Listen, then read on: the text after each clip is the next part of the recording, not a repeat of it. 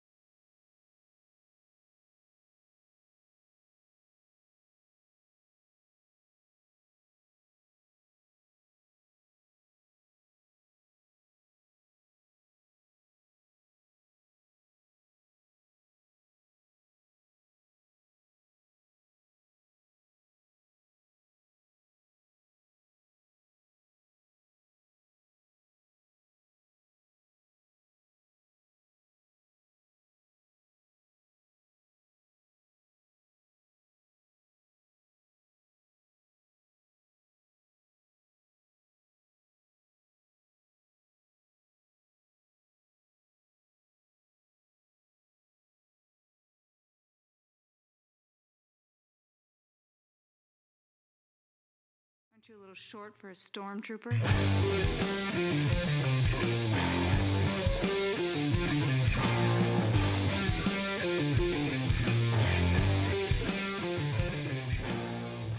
What's up, nerds? Welcome to another episode of the Multiverse Report.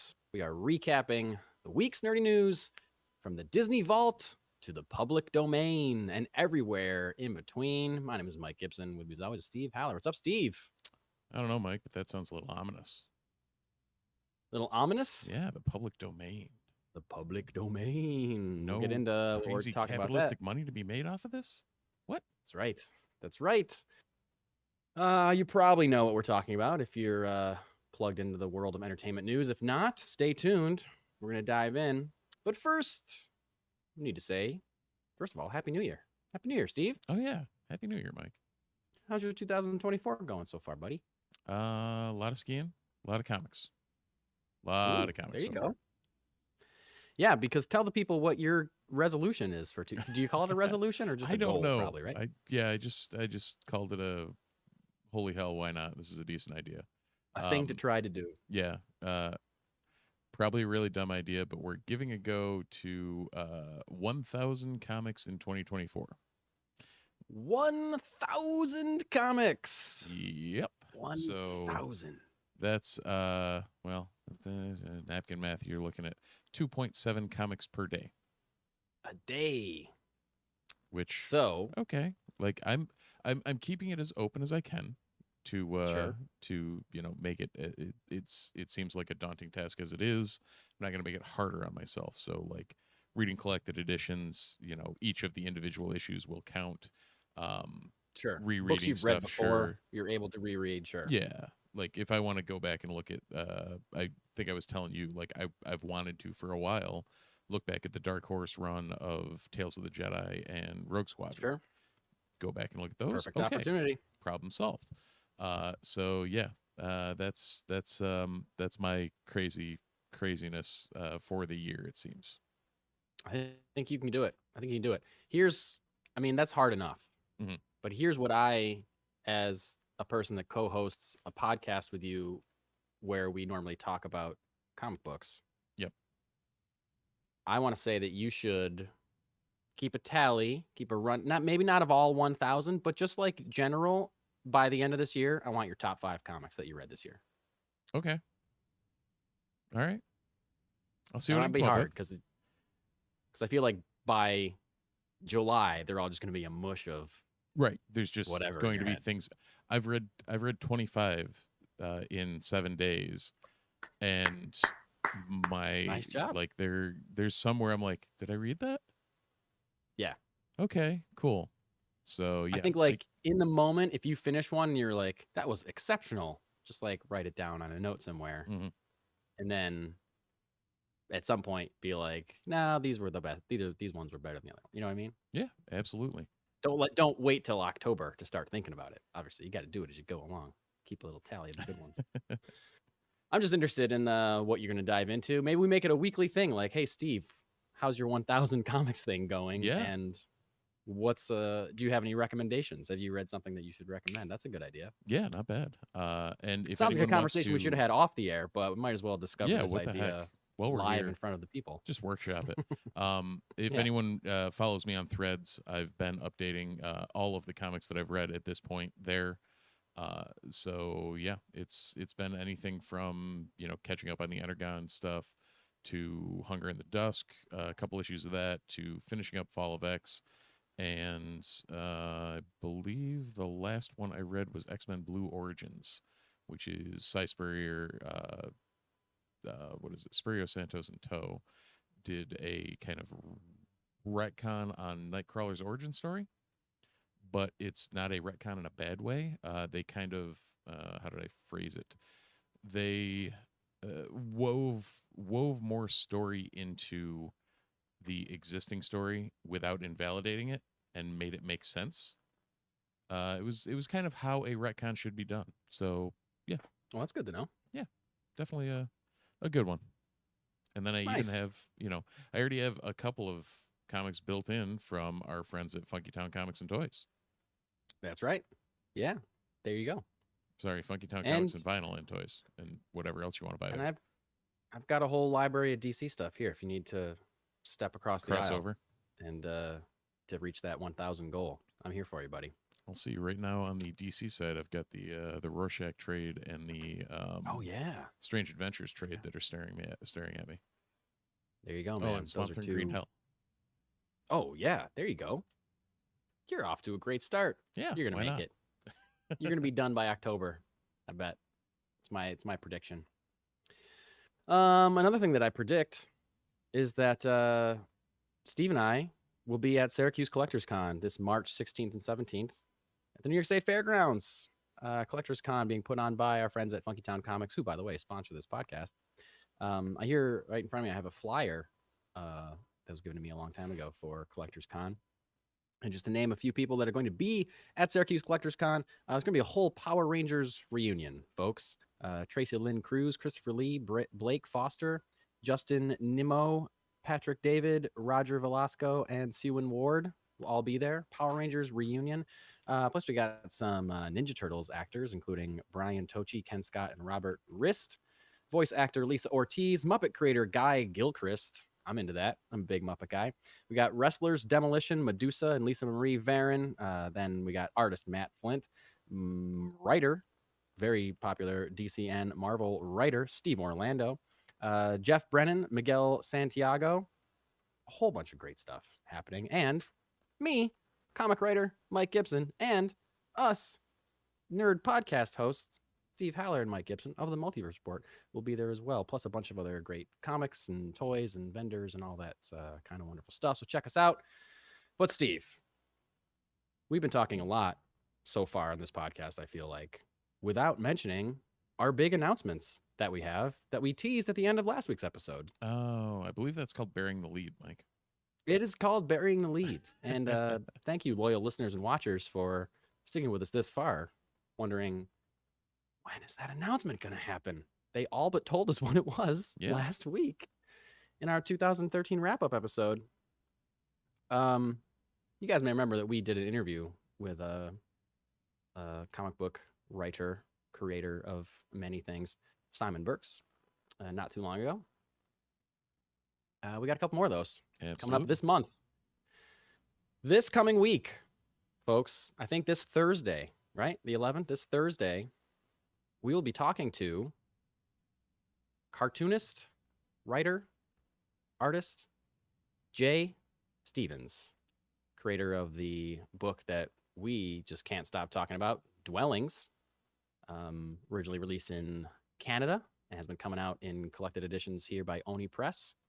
Dwellings, you may remember talking about, it's a harrowing horror book that's drawn as if it's drawn by something made for children that should be on Cartoon Network, or looks like, it's drawn like Casper the Friendly Ghost, but the stories are heartbreaking and cringe-inducing and makes your skin crawl. Yeah, Dwellings. There we go. Steve's holding up cover right now. Yeah, look at all those wonderful, cute characters on the inside. They can't possibly be doing anything murderous or terrible or horrible. Oh wait, they can. Yeah, sure they can. They sure can. He's also got a new book that's about to launch on Kickstarter called Figgy Furthermore, The Spirit Guide Dog. It's a similar art style, but this one is legitimately for kids. So that'll be cool. So we're going to talk to him all about Dwellings, his roots as a comic book creator, and probably some about the others, since both of us are noted fathers who have children. Yes. Who both enjoy the comics. For sure. So we'll definitely be digging into the adventures of Figgy Furthermore. And we're excited about that. So we're talking to him this Thursday, and then I assume the interview will probably be up Friday. That's my guess, as long as we don't have any major technical glitches, or if Steve has the time. We'll go with Thursday. We'll go with Friday. It'll probably be up Thursday. Yeah, let's just say Friday. Give yourself some time, Steve. Give yourself the time. And then at the end of the month, on January 23rd, we're talking to, my God, Steve. We're talking to G. Willow Wilson. Absolutely. Co-creator of a little character named Ms. Marvel, current scribe of the incredible Poison Ivy run for DC Comics. So many other things that I The Hunger in the Dusk that I've been Hunger in the singing the Dusk, praises sure, of. yeah, that Steve is in love with. So many things that that mean so much to so many comic book lovers and readers. And we get to talk to her, G. Yeah. Willow Wilson herself. Multiple Eisner winner. Yes. Just over the moon excited and quite nervous to talk to her. I got to say, we'll be talking to her on January 23rd. And again, the interview will probably be up on that Wednesday, the 24th. So stay tuned, Multiverse Report listeners. Tell your friends. Subscribe now. Like and subscribe.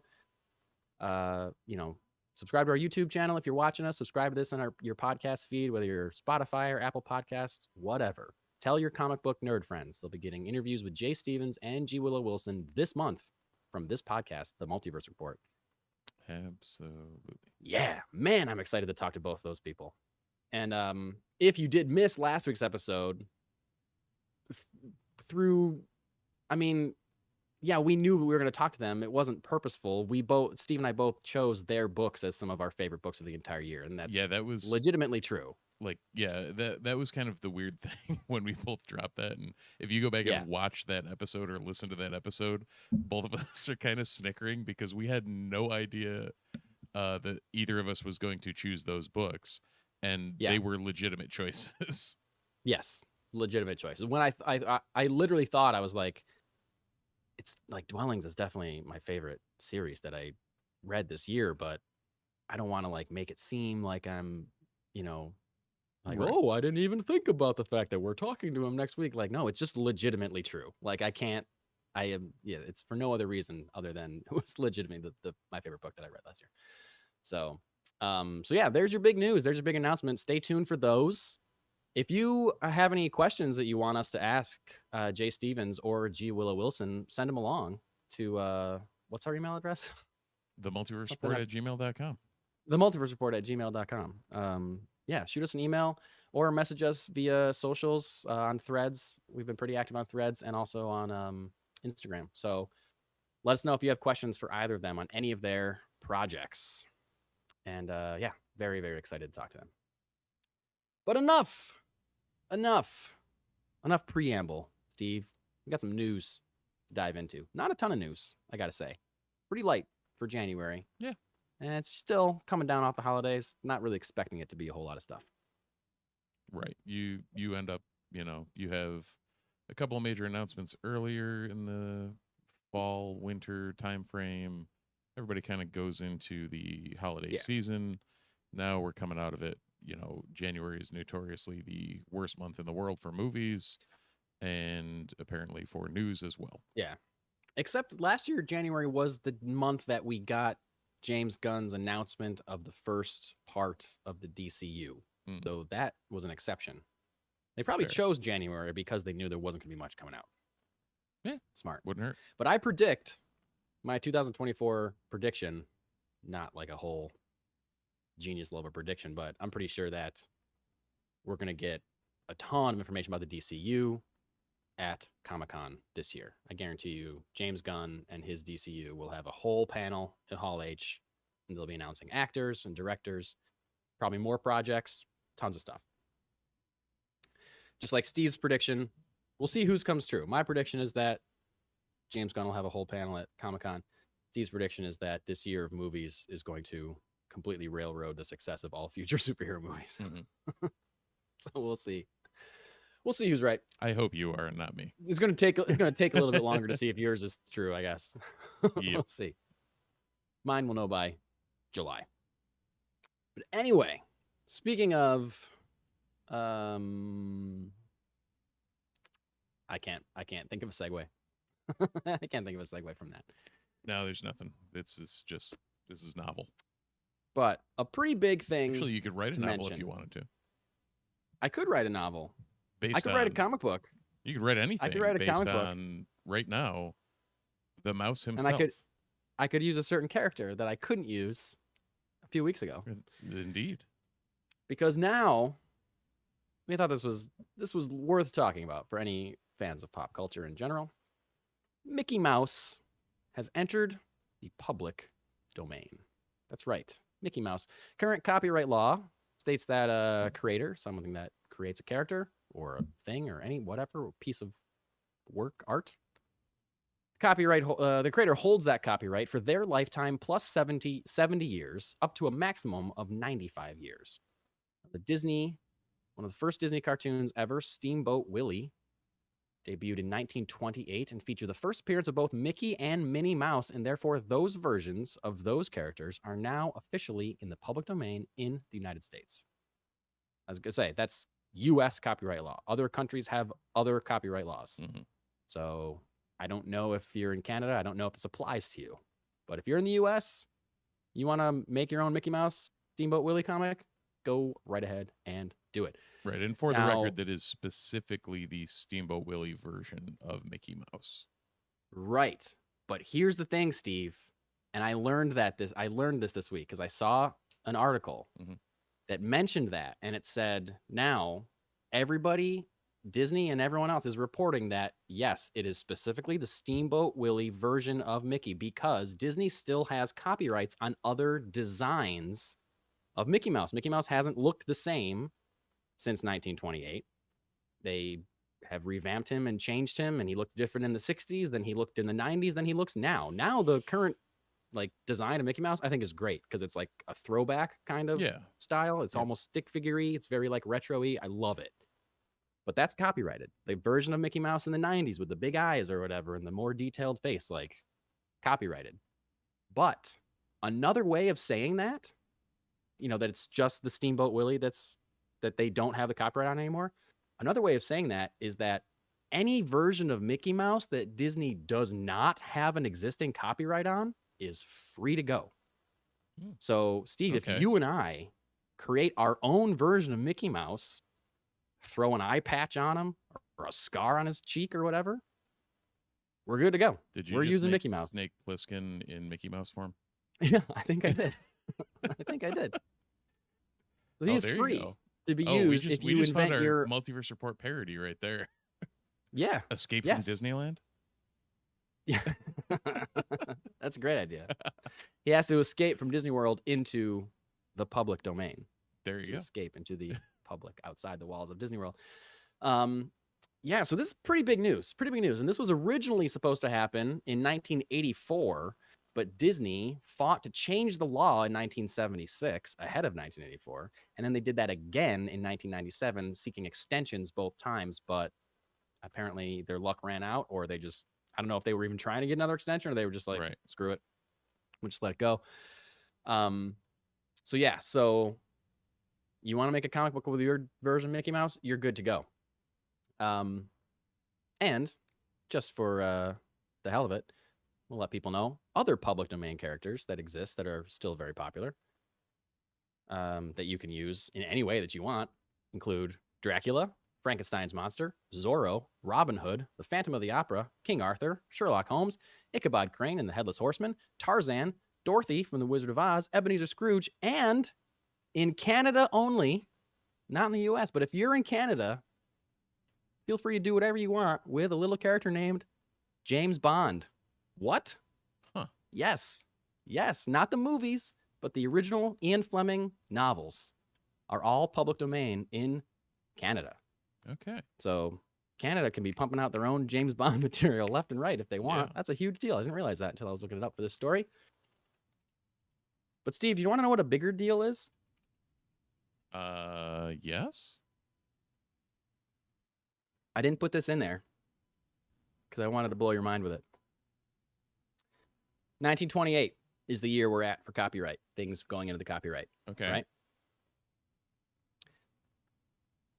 So, Trying to think of 10 years from now. I'm trying to think of what was around that time. I'm not thinking now. I'm thinking 10 years from now. Okay, so we're at 48. No, 38. Just 38. Yeah.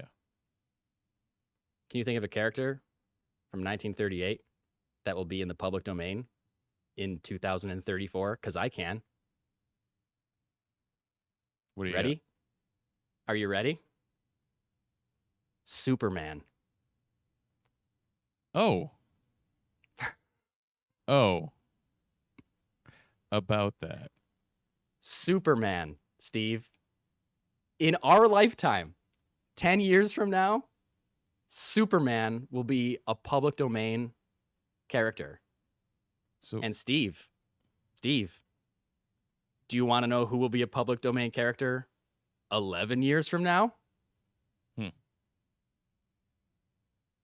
Batman. yeah. Batman. The Batman. Wow.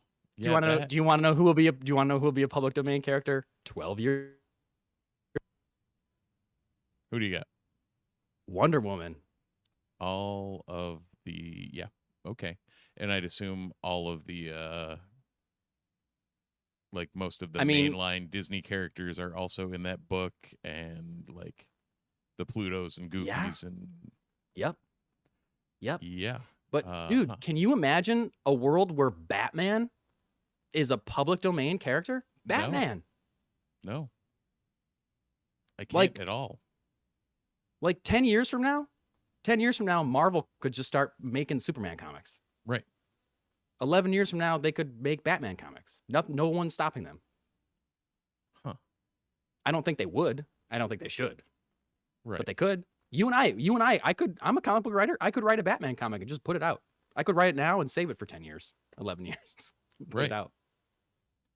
Yeah. Wild. I mean, hypothetically in 10 years, you could write Namor versus Superman. Because Namor would also be Namor. Yep. Public domain. Human Torch. Yeah, you're right. The original Human Torch. Yeah. Yep. What else was that era? I don't remember. My Marvel's knowledge isn't. What was the Tarzan knockoff? Khazar. Oh, Khazar. Yeah. Yeah, because those were all like timely era, right? Yeah. So yeah, it was like Marvel #1. Yeah. Yeah. I know, man. There'd be some interesting crossovers there. It's gonna get crazy. When would Cap go? Cap wouldn't be too much far after that either. Cap versus Batman? You're right. Or Cap and Batman team up? They could team up. Yeah. Dark they and don't even have to Brooding be versus each other. They could just straight team up. Dark and Brooding versus Cap? Or with Cap? Like that'd be a different dynamic duo for him. Insane, dude. Insane. Because it's like it's pretty arguable that Batman is a more popular character than Mickey Mouse now, you know? And if like it's such a big deal that Mickey is going to be into the public domain, like I don't know, Batman being there is I feel like wild. both of them are about as ubiquitous as it gets. Like that would be insane. So instead of, maybe instead of Batman and Scooby-Doo, you end up with Batman and Mickey Mouse adventures.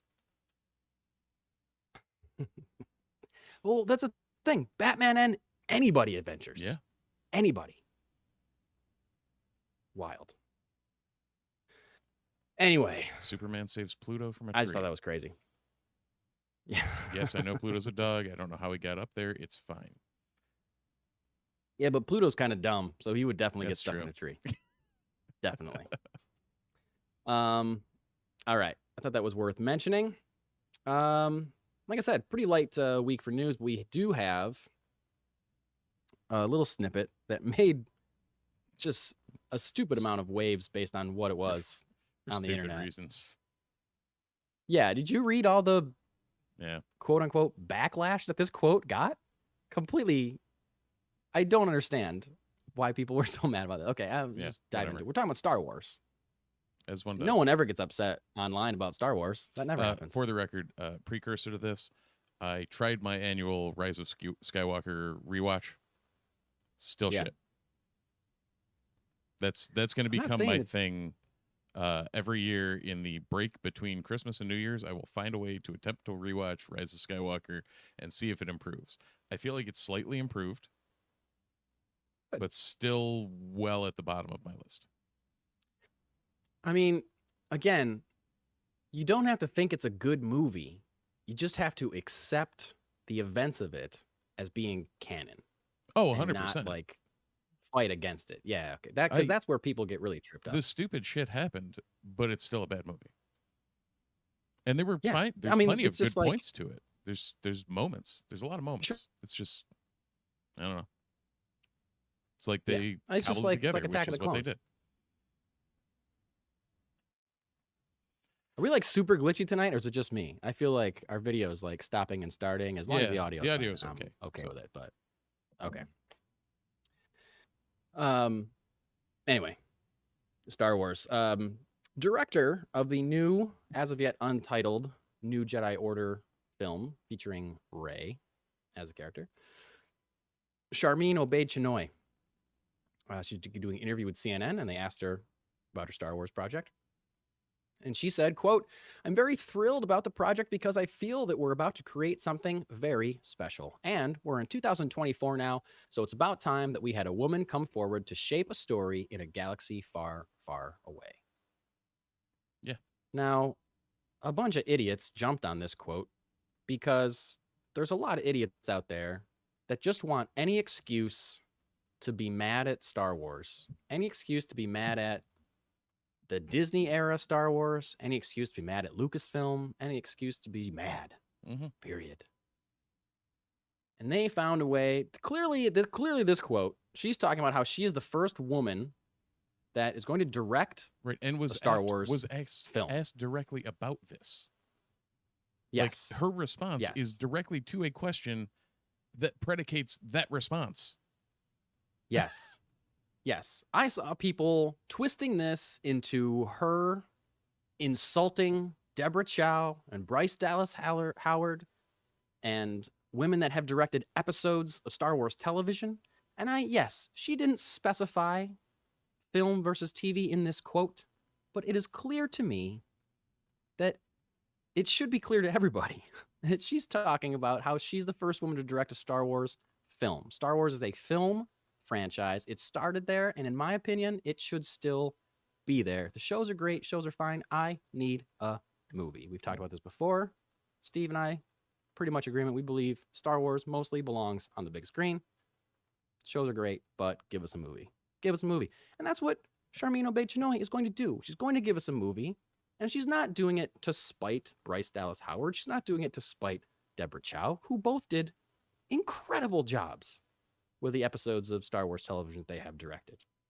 She's doing a movie. She's doing a movie. I saw some people interpret either because they're stupid or just in bad faith to start shit on the internet, that she was talking about female characters like Ahsoka and Princess Leia. Like saying that Rey is the first female lead character. Like, no, that's not what she's saying. No, Like, it's the whole thing is just media- getting blown out of proportion in stupid ways because people need to blow Yes. things out of proportion. And because media literacy is dead Mhm. in this country, I think. It's insane. Insane. Tune in next week for more two men shake fist at cloud Yes. on the Multiverse Report. But like, still, come on. Come on. She's a woman. She's a woman of color. She's directing the first Star Wars film, including a big legacy character, going to feature the return of a lot of characters. This is a big, exciting thing. You should be excited about it. If you're not excited about it, stop watching Star Wars and just go do something else. Right. Go to something else. We all know, Steve, you and I know, we had a text conversation about this recently, and I sent you a clip from a podcast, people talking about like just how like Star Wars, like no Star Wars fan is ever going to be happy ever again for the rest of their lives. Oh no. Like that's No. just what it is. I mean, you and I have the more of a potential to be happy with stuff because we understand and we get it and we're on the same page. I really For the do- most part. I really do think it's part of the fact that you and I both like dive into different mediums and understand like comics where you can get different takes on a bunch of things. And it's like, Yeah. it's literally Yeah. look at the Star Wars universe. Like it's a bunch of different people telling stories to you. Like you're listening to C-3PO and various other droids recount what happened in these things. Yeah. Like picture it that way. Like you're not Right. like it is what it is. You're getting told Yeah. tales. Yeah. Also, the movies without, if you don't like Rey or whatever, the other movies without Rey are still there. You can just go watch those. Right. Some of them are bad, but you can go watch those. It's okay. So like, no, like we all have Star Wars movies that we don't love. We all have Star Wars movies that we do love. Oh, yeah. No one agrees which ones are the best ones, as we found out when we did our poll last year. But like, it's okay, man. Just either you're in for more Star Wars or you're not. And if you're not, stop talking about Star Wars. Yeah. If you're in for more Star Wars, then let's go. Let's have a conversation. I'm ready to be your friend. If you're not, just go home. Take your stuff and go home. Yeah. That's all I got to say. Stupid that quote was so caught on so craziness. Well, and with all the like, yeah, never mind. I'm not even gonna give that time. I was gonna say there was some other backlash Good for you. beyond that, and it was like I'm just not gonna bother. Yeah, I don't know. I feel like I don't know what you're talking about, and I'm glad that I don't know what you're talking about. You would go off on a tangent there. So I'll Well, then hold that one. that's- yeah. But Okay. either way, more Star Wars is always good Star Wars in my book. I agree. I'm ready for any Star Wars that you want to give me. I I'm still good want Rogue Squadron, to but go. yes. Yeah, that's the other thing, Steve, is that like people that see a Star Wars movie and hate it and spend the rest of their lives complaining about how much they hate it. I gotta ask, how many, like, did you try watching it a second time? Did you try revisiting it? Did you try going back to it now that your expectations are more set, now that you know what it is? And are you trying to let the movie tell you what it is instead of trying to force what you wanted into the film? And that's why you're angry at it. Like, Steve, you just said you once a year, you make it a point to rewatch your least favorite Star Wars movie. Yeah. Give it Once a shot. year. Because you're trying to understand it. You know what I mean? Yeah. You're like, I think you're muted, by the way, because I can't hear you, or my headphones are broken. So I can't hear you anymore. Weird. But How about there now? you are. You're back. Okay. Yeah, you're good. But like, that's how you make amends. If you really love Star Wars and you want to keep it in your soul, Yeah. then you gotta like try. It's a two-way. Any relationship is a two-way street.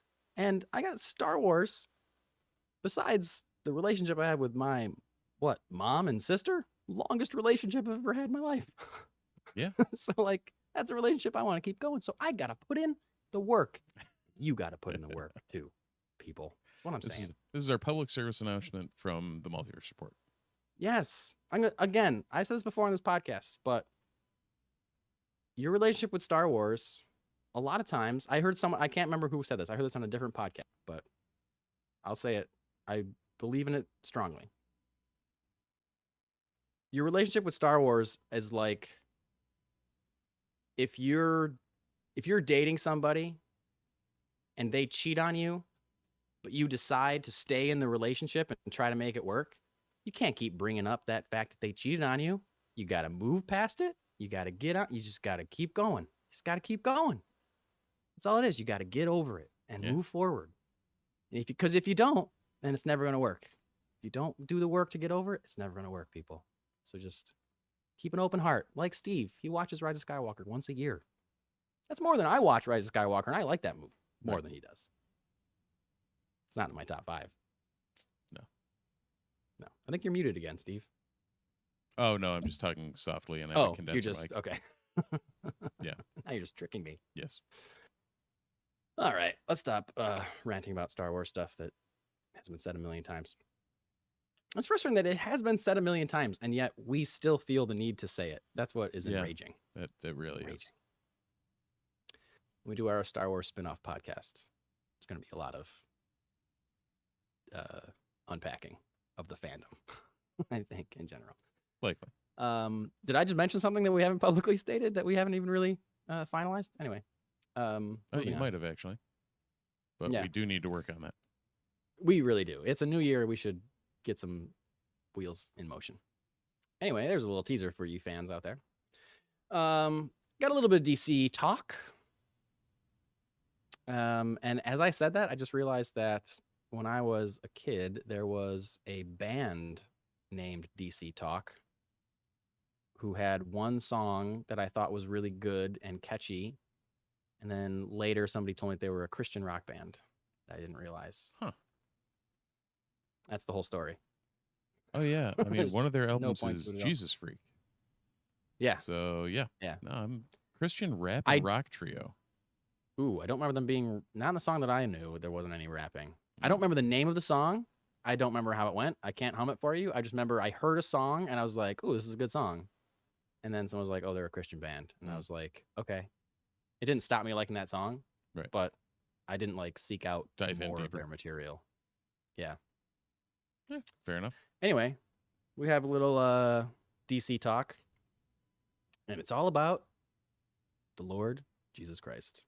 So buckle up. Taking a hard left turn into Preaching Town. I thought you were On the going Multiverse the Report. Lord James Gunn. Yeah, I should have. That would have been Hughes. funnier. That would have been funnier. I was just pretending that we were changing our podcast into a hardcore Christian network Evangeline Lilly podcast.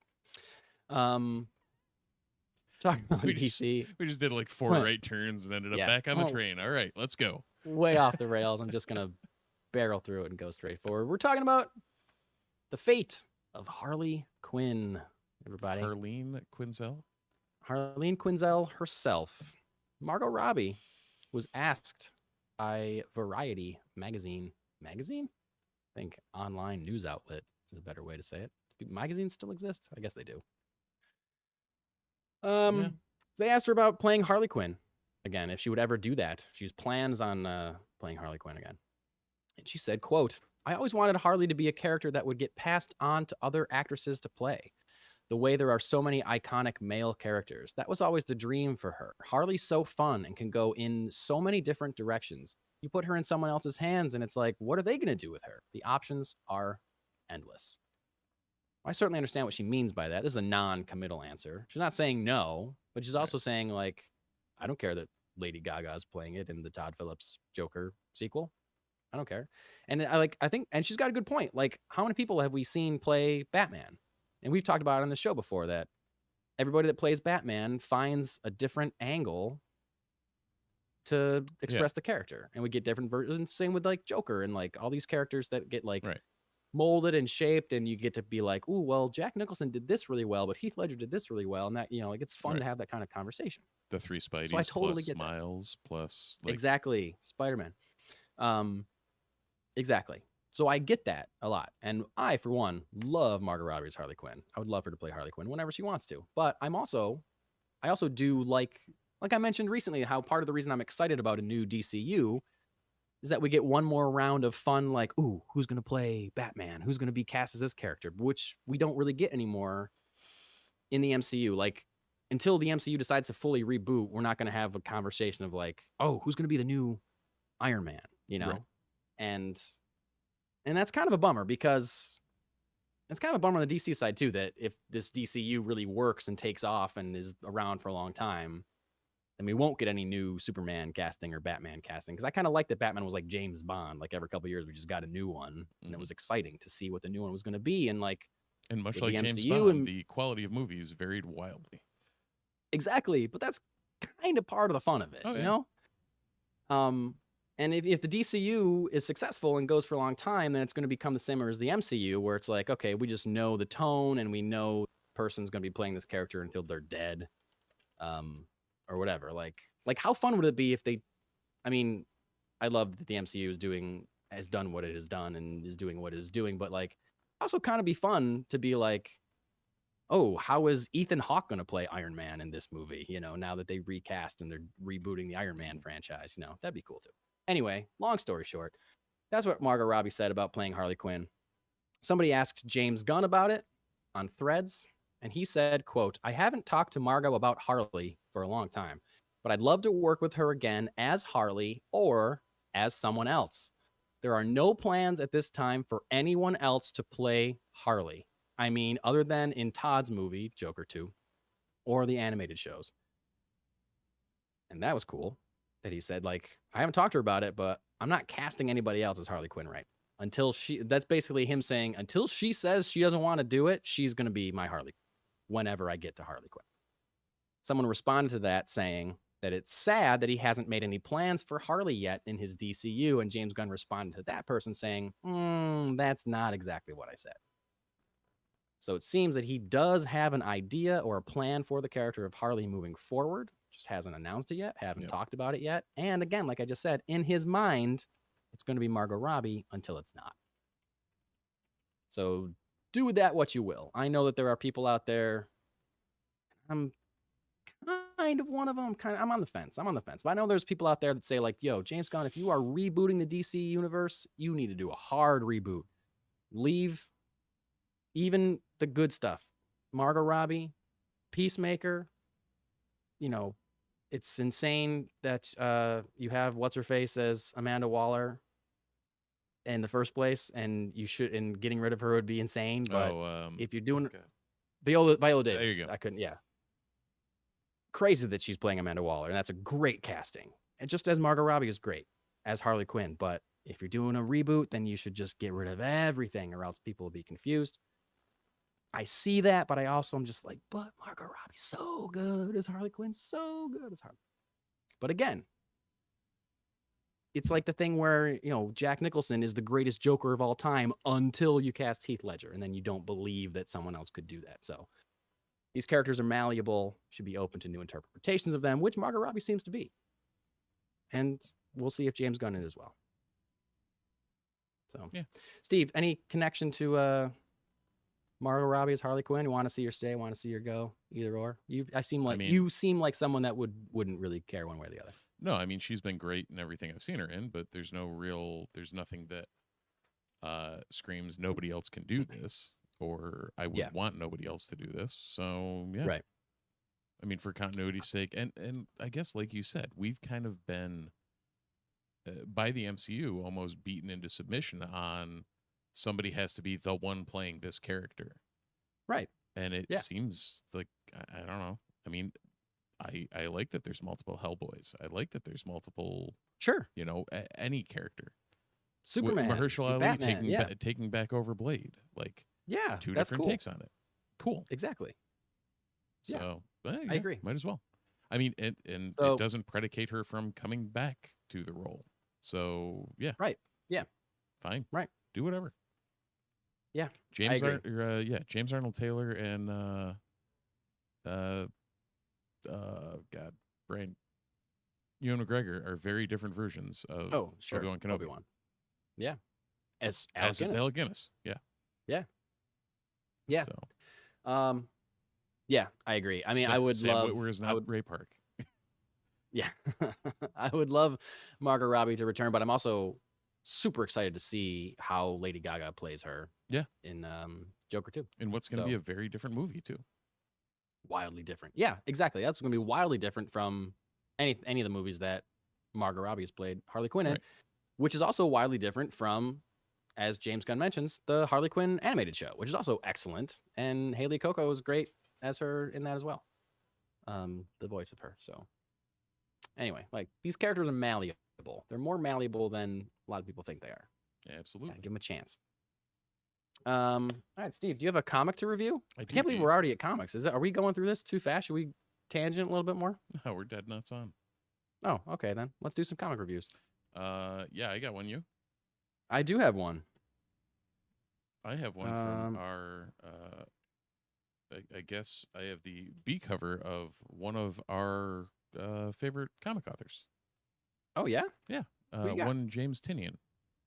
Ooh, James Tynion. Yep. And him and Josh Hickson, World Tree number 6.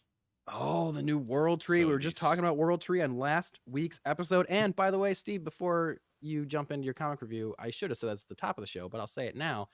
If you did miss last week's episode, you should probably give it a listen. Steve and I recapped our favorite things from 2023, movies, television, and comics. We talked about some video game stuff as well. And we looked forward in 2024 and listing all the things that are relevant to the nerdy genre community will be coming out in 2024. Check that out as well if you're interested in knowing what to look forward to. And we talked in depth about World Tree because it was one of your favorite books. The first five were right up there with my favorites of the year. So yeah, I agree. So what's number 6? Tell us about it. 6 art is by Fernando Blanco, colors by Jordi Belair. It is a continuation of the original arc, and where we landed with World Tree on the cliffhanger. Yeah, it's a lot more of a setup episode issue. Sure. But it seems to be pointing the new arc in a direction. We'll see where 7 through 10 go. I think it's got some promise, but this issue in particular spun its wheels a little. Compared to the first 5. Sure. Were it not up against them, it probably holds its own better. But where Tinian had kind of been going breakneck pace through this whole thing, this takes the foot off the gas a little bit more. So if he uses it as a setup, I think this will be a good start and good jumping off point to this arc. But, there's a chance for it to go either way. So I think overall, well worth the read, especially if you liked 1 through 5. But more, it'll be tough to get a gauge on this 100% until we know for sure like what the rest of the story holds. Yeah, and that's not dissimilar to the first issue of World Tree, which I reviewed for this podcast months ago. Although that issue definitely like hooked me more than it seems like this one did for you or would for someone that is just coming. Right. But I also coming in blind to this arc would be don't even like. Yeah. You need to read the trade before you. Yeah. And by the way, the trade of the first 5 is only $10. Yeah. That's a incredibly well priced 100% worth your money wherever you are. Definitely. Like two single issues would be at least almost $10. That, yeah. Yeah. So you can buy all 5 and read the entire arc for $10. By the way, they have them at Funky Town Comics, I do believe. So go grab World Tree. But FYI, it is not for children. No, I mean, look close. At the cover. The B cover is literally that is a naked woman. By the way, this is the main antagonist of this series. Fully naked woman, fully naked at all times. Mm-hmm. And not only is that a reason to not let kids read it, she also straight up murders tons of people. I was going to say, not only that, you also have the death and destruction. So yeah, graphic nudity and graphic violence and gore and murder. So if all those sound good to you, World Tree. Pick it up. Combine all that with a various computer problems and the end of the world is nigh and a whole bunch of things. It's yes. I don't know how it's a techno thriller horror something. Yes, that's a perfect way to describe it. Techno thriller horror. Yeah. Yep. Yeah. And it's great. Yeah. What do you got? My book is from acclaimed writer Mark Guggenheim, artist Alvaro Lopez, colors by Alex Gumarez, letters by VC's Joe Caramanga. It is a franchise that we don't talk about too often on this show. It is issue 1 of Beware the Planet of the Apes. Okay. From 20th Century Fox Studios. Isn't that a weird logo to have on this corner of the book when there's a Marvel logo on this other corner of the book? I was like, is that the A cover? Is that the is there a variant? I don't know. What? I'm not sure. I think it's the A cover. Weird.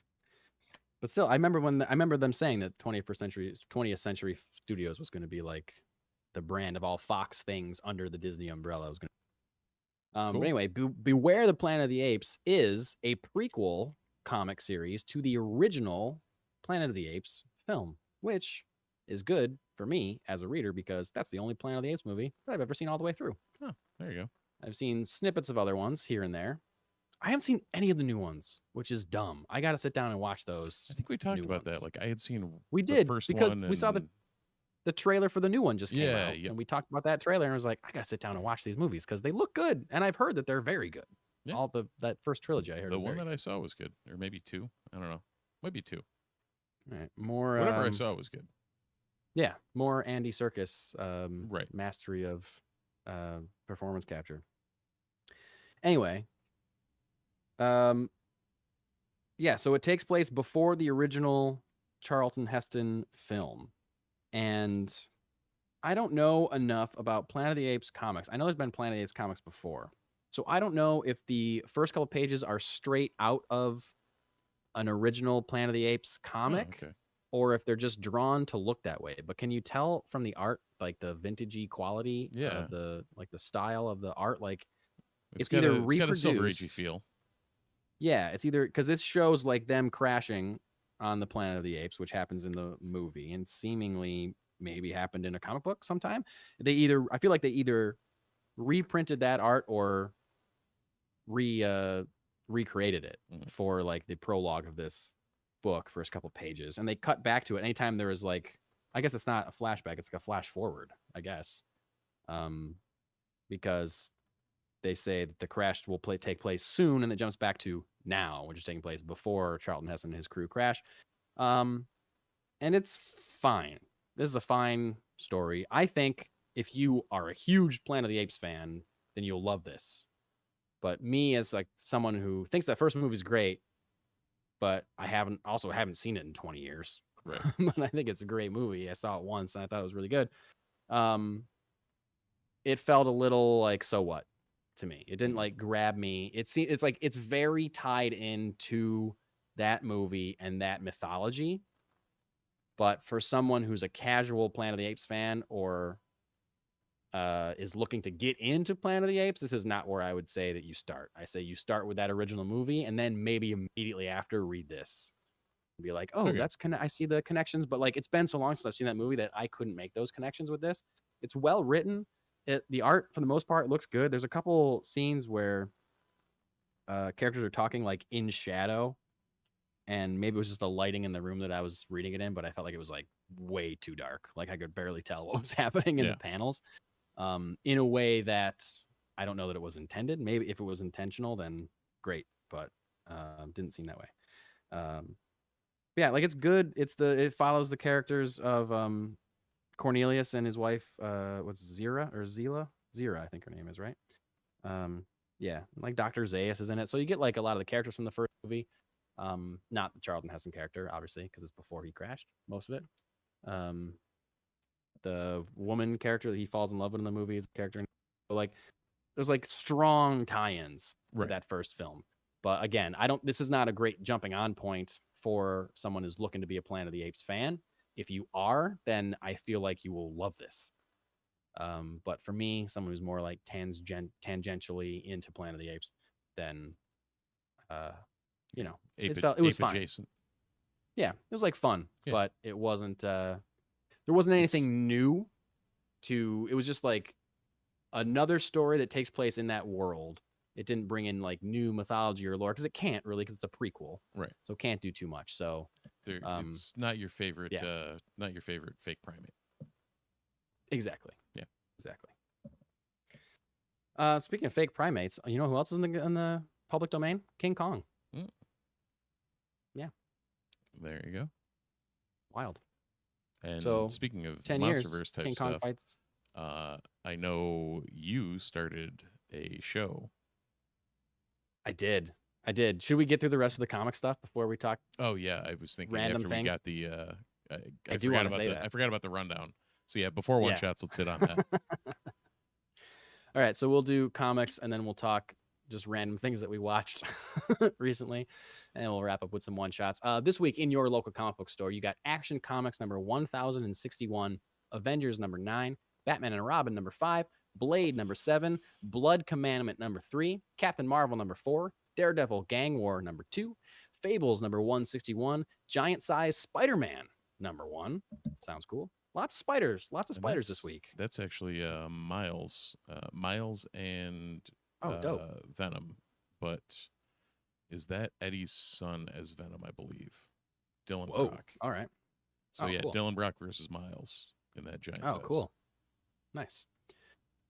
Big Spider Week. Starting with that one. We also got Green Lantern number 7, Jennifer Blood Battle Diary number 2, Miguel O'Hara Spider-Man 2099 number 2, Miles Morales Spider-Man number 15, Rise of the Powers of X number 1. Didn't they just fall? We just had a fall of the Powers of X, right?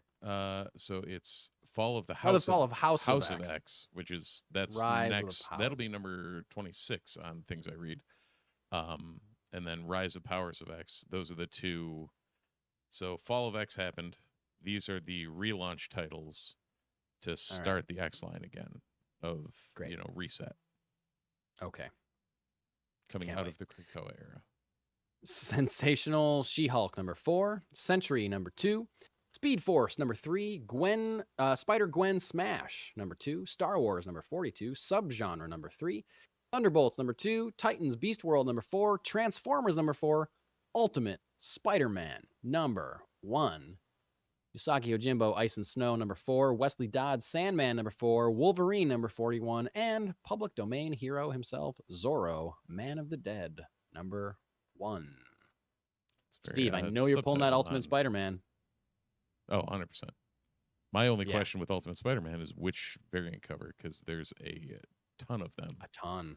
There's a ton. A lot of them are really good looking. I know. I saw a bunch of them too. I'll probably pick up Ultimates to just check it out.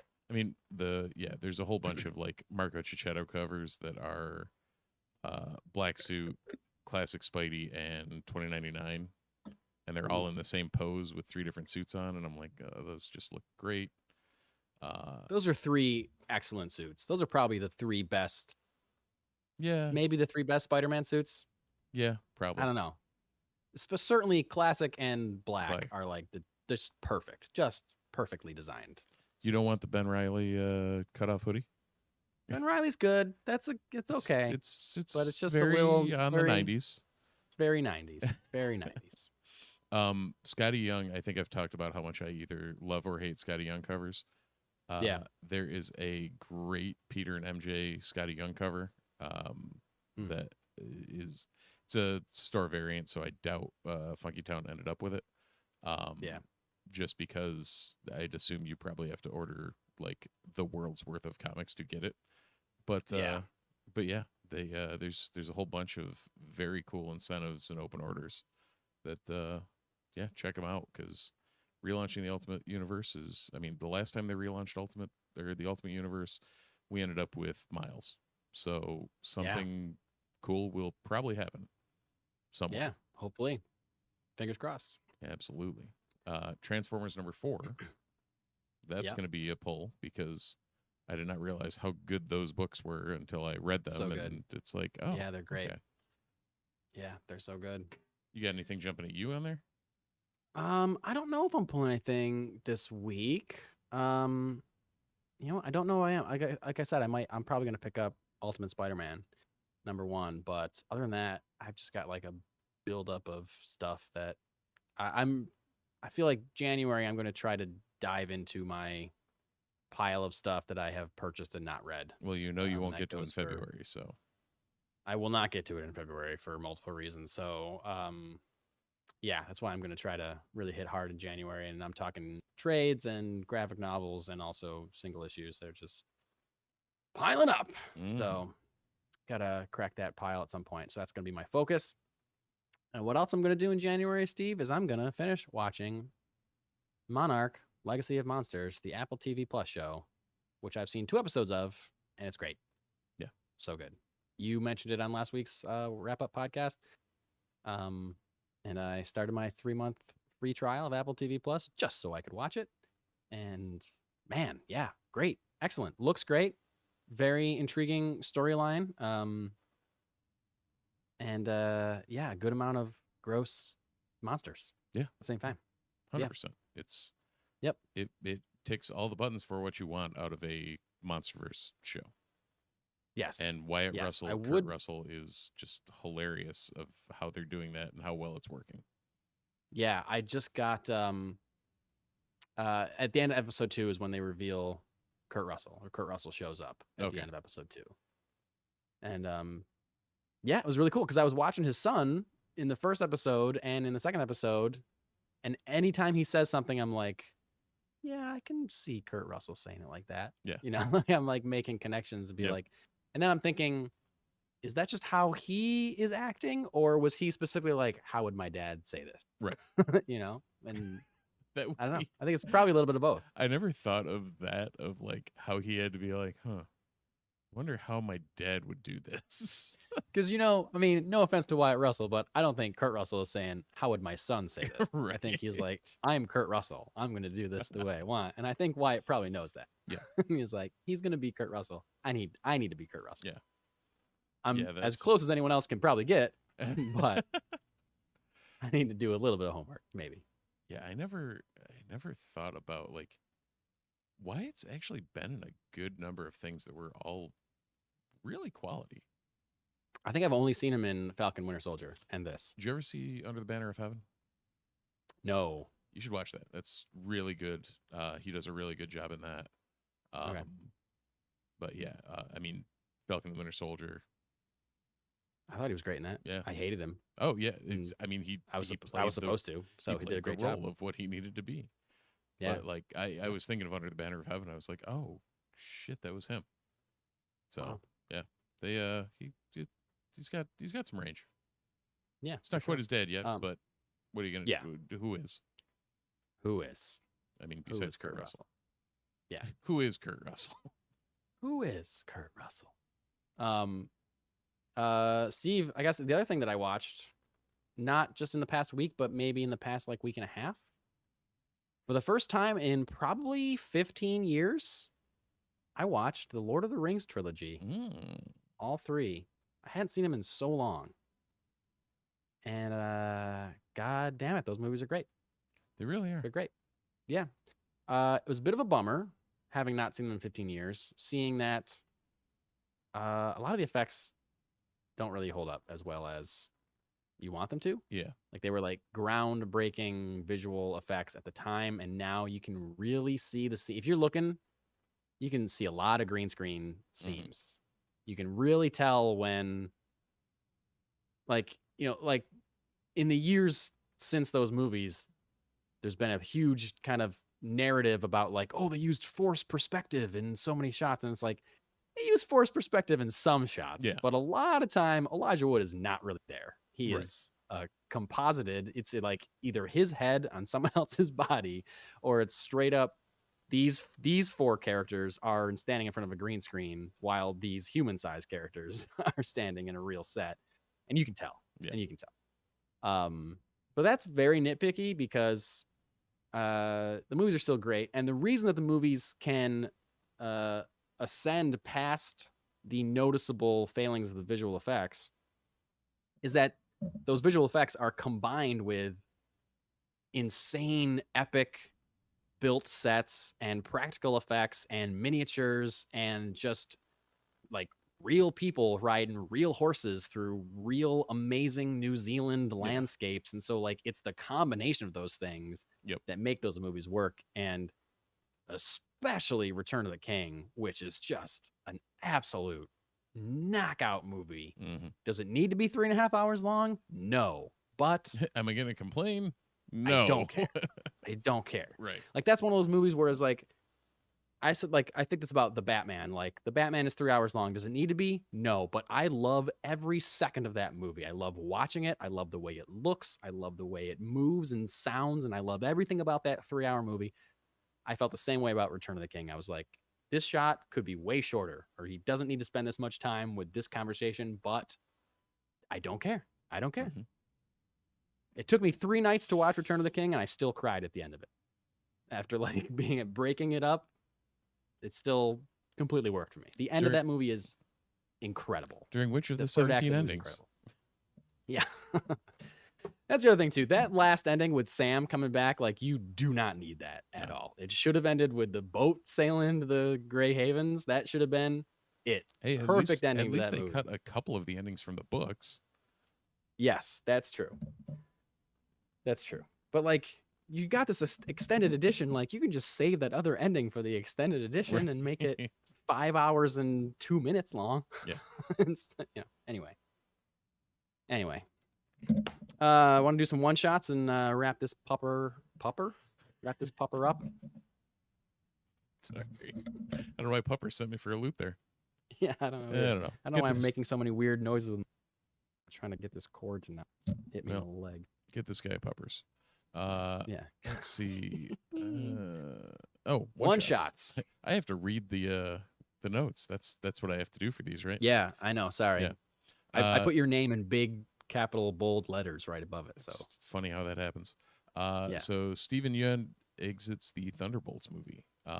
It is. Ooh. It was originally he was originally cast. I don't know if it was confirmed by him or by someone that he was supposed to play Sentry. Yes, I think it was confirmed by Robert Kirkman, the writer Okay. of Invincible and Right. Walking Dead. Because I think he Which- said on like a blog post or something, he's like, "Yeah, he's playing Sentry. I don't know if I'm supposed to say that or not, but I don't work for Marvel, so." Right, and he Yeun told me he's playing is, Sentry. Yeah, he is the titular character in Invincible. So correct. Um, Yes. that's the Kirkman connection. Yep. But yeah, due to delays and rescheduling and the strike and all that stuff, he has decided to drop out based on his workload and what's going on. Yeah. From everything I read, I don't think it was anything like, "Oh, this movie's going to be horrible. I'm getting out of here," or anything like that. It was just this isn't going to work out. Yeah, or like even if it's not like a conflict, it's just like, yo, I can't for that long. Like we're not filming till when now? Like I can't. Right. Like I have other stuff that I want to do. Like can be anything. I the thing that I read said that it was a quote from him saying like, I do want to be in a Marvel movie, but Right. this one's But not it's going to work. out And for this one. he said he tried to make it like the most apologetic email that he could possibly send, saying that he had to pull out because he doesn't want to like burn any bridges or anything. Right. But yeah, I don't know. Yeah. Hey, if he burned a bridge at Marvel, give James Gunn a call. I'm sure he's looking for some talented people over there at DCU. The other Marvel-y one shot we have is not really much news. It's just a reminder that Tuesday, January 9th, is the debut of Echo, the new Marvel show. 5 episodes are dropping all at once on Disney Plus. On Tuesday, this is the first project that will appear under the Marvel Spotlight banner. Marvel Spotlight being a new thing that the MCU is trying, where they're saying, yes, it takes place within the MCU, but you don't have to have watched anything else in order to watch this show, in order to understand this show, which I think that's a smart thing for them to do, I guess, but it's also weird to do that with a project featuring a character that is already connected to multiple other characters within the MCU. Hawkeye, both versions of Hawkeye, and therefore the Avengers, but then also the Charlie Cox and Daredevil Kingpin. Like all those things are wrapped up in this character. There's already connections to other existing things. So it's weird for this to be Marvel Spotlight and not just like Moon Knight could have been a Marvel Spotlight thing. Right. That has nothing else to do with anything else. But nope. We're using this character that's already connected to other characters directly. But who knows? And of course, rumors have been persisting that this show is terrible. But Steve, can it really be worse than Secret Invasion? Don't threaten them with a good time. I don't know. I really don't know. I guess we'll find out Tuesday. I don't know either.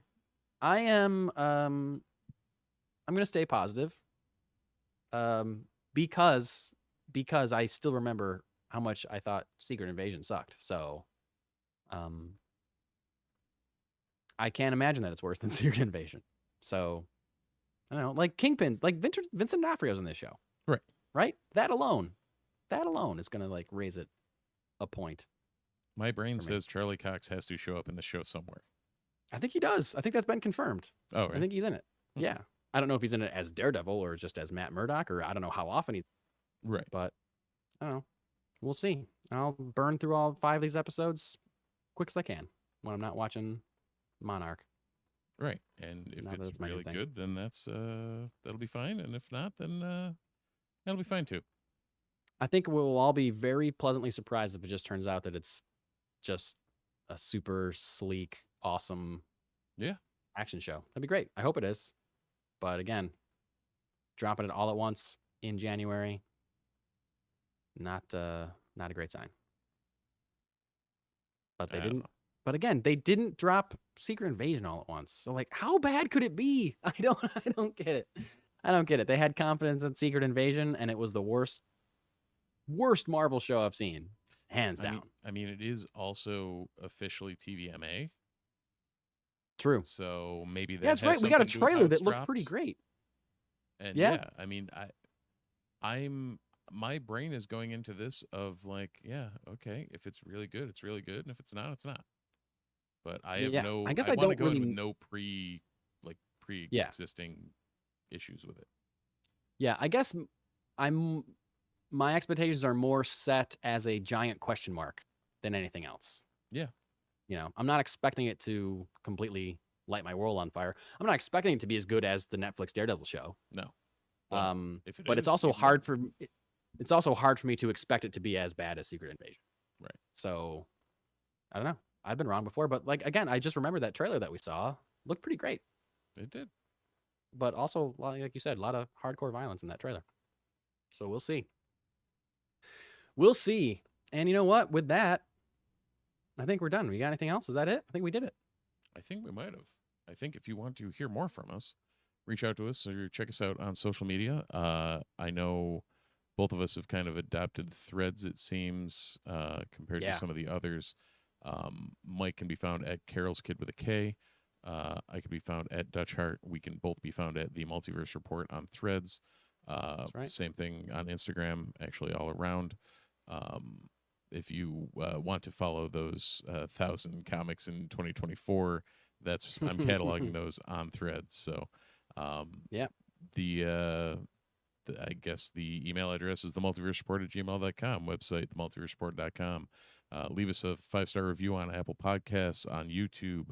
Reach out to us. Leave some comments in the chats. I saw Brian was hovering around in the chat. I didn't catch him till later.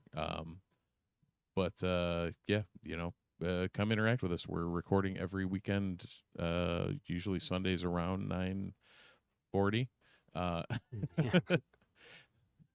Let's call a spade a spade. It hasn't been 9:30 in a year. Yeah, at tentatively least. scheduled for 9:30. However, we'll pop on around 9:40. It seems. Yeah. So 9:40, 9:45, sometimes 10. Yeah. You never know. Yeah, we keep you guessing here. So Keeping you on your toes. And also stay tuned for upcoming interviews this month with Jay Stevens and also G. Willow Wilson. Jay Stevens next week, G. Willow Wilson end of the month. If you have questions that you would like us to ask them, please send them in via Threads or email or any contact information that Steve just gave you. We're very excited about those interviews. So let us know if you have questions for them, and we'll try to work them in. No guarantees, but we'll try to work them in. So we'll see. And so the next thing that you'll get from us in your feed is our interview with Jay Stevens. yes. So be on the lookout for that at the end of this week, Friday, most likely. Friday. If that changes, we'll let you know. Sunday. And that's it. So I guess until next time, thanks for watching. Thanks for listening. And we'll see you in the multiverse.